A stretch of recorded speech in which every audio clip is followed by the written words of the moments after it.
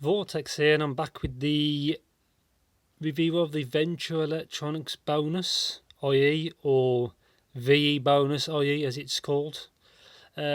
Before I get into these, Venture Electronics, they make the really popular VE monks that you may have heard, which are an earbud design, which a lot of people like because they perform really well for, like, I think it's the $5 price point. Personally, I don't have a pair, but people do like that. And this is the same firm, but obviously they made something different.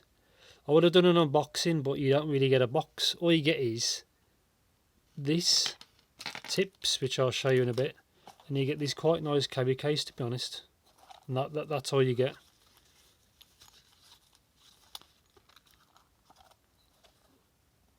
Quite a nice case, to be honest. Solid, it'll do the job. So I'll get into this what it comes in.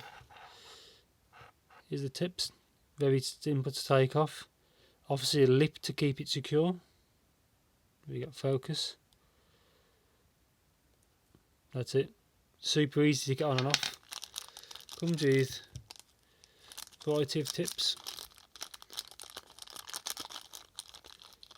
These look very similar to the ones that come already fitted to some KZ and CCAs, the ones that aren't Starline tips. So fairly rigid. The same, they did the job in my testing.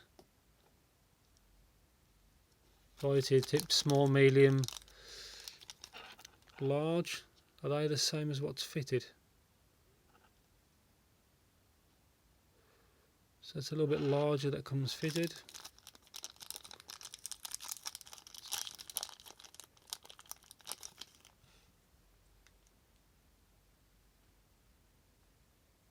Yeah, so that's actually different. You got small, and they're basically two mediums and then large, but the two mediums are slightly different size to each other.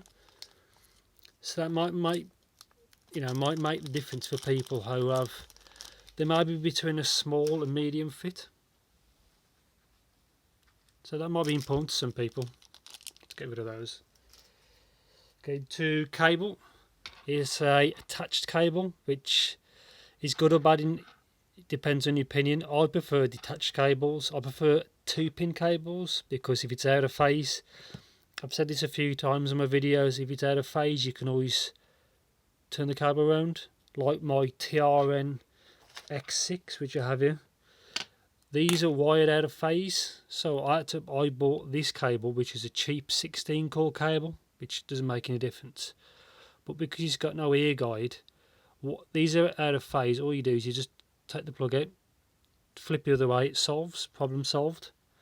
But with an attached wire it can be a problem, but anyway, displays left, or the one displays right, if you can pick up on the camera.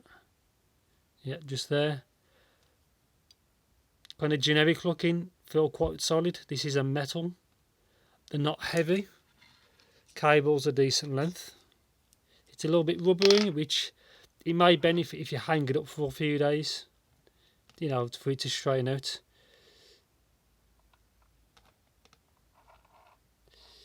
Chin slider, it works, but it's not the best. It's there if that really bothers you. It's got a company name, Veclan.com. Never heard of them. So basically the cable's the same here to here, but this is just not split. Decent length cable. I'm not sure of the length, but it must be at least be a meter.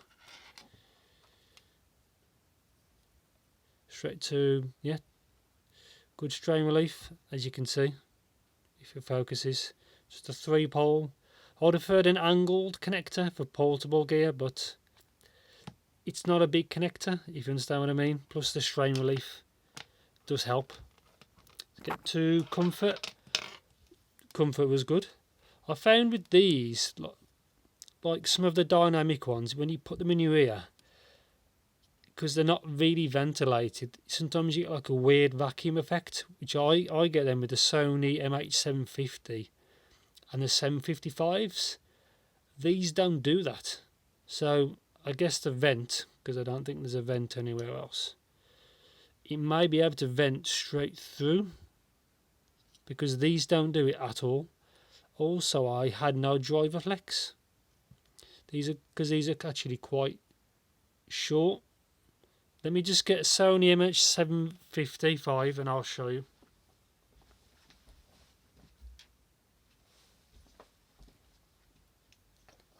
So, yeah, MH755s, same size as a 750. Slightly longer. That's it. See, so you can gauge the size, because these are really quite small. So, yeah, touch longer. So, yeah, comfort was fine, apart from the attached cable. But these are £20 when I paid for these. It was £16 something, plus delivery makes it around 20. So they're relatively cheap. You know, no problems, you know, with the price. Talk about the sound. I found, from my experience, I think somebody graphed these, but they don't sound like how they're graphed. Like, maybe there's a difference in quality control. But I found the mids and treble quite balanced, with the bass was elevated, both mid bass and sub bass. I think somebody graphed these against the ZS10 Pro. I can't remember the name, but I remember seeing the image. And these don't sound like a ZS10 Pro. A ZS10 Pro, in my opinion, are brighter than these. And they have better instrument separation than these, but that's a hybrid that's got 4 BAs and a single dynamic. This is just a single dynamic. So yeah, I found them fairly balanced, mid, treble, elevated bass, quite fun sounding. They're not analytical, they're not audiophile in brackets, they're not that. They're good. They're a good portable one. Mids, yeah, I'll get to the mids, which is fine.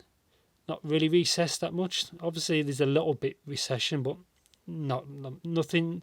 A lot of Chinese gear have recessed mids. On the rare occasions, you get ones that have which have a more of a mid-centric tune, like these bad boys. These handmade, these are the High Senior B5 Plus, which I may or may not review. I've had these for maybe a year or, 14 months, 15 months. But there's a difference in price, but these are a mid-centric tune, and these aren't. They sound quite different. So treble, I didn't find fatiguing whatsoever. So a lot of people like these. I think it's quite a safe tune. I think it's a consumer tune, which is more on the fun side. You know, it's not too bright, so there's no fatigue. You know, they've got good detail. Bass is elevated, so in like electronic music, these things pump quite well, to be honest. And I get to the treble. Treble's good. It's got good detail. It hasn't got amazing detail. I don't think these are as good as the legendary blonde. I'll just get them. This is on an 8-core cable. But single dynamic. These beat these everywhere, but they're more expensive. Obviously, I've done a review of these if you want to catch what they're like. Aftermarket cable, because you have to, because the standard wire sucks, and it kept making mine pop out my ear. So get to soundstage. Soundstage was okay. They don't sound big, in my opinion. They don't sound congested. They don't sound tight, narrow. They're okay. Imaging is okay.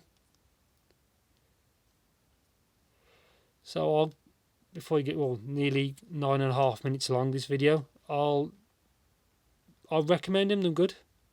I think they're quite a safe tune, if you understand what I mean. Nothing stands out. I think these are a little bit better than the Sonys I just shown you. The Sonys are the best ones for like £5, £6, £7. say I've already done a video on those, so if it gets too long, yeah, I recommend these.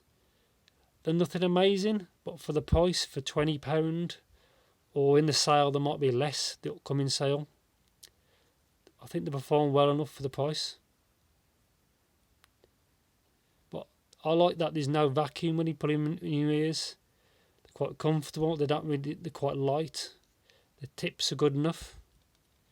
I think they're quite a safe option.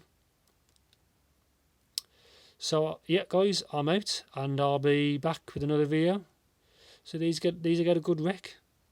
Not as good as the blonde BL03s I just shown you, but they're in a different league, because the guy who tuned those uses the same drive as the Tantium Oxygen, but that's all that information is in that video.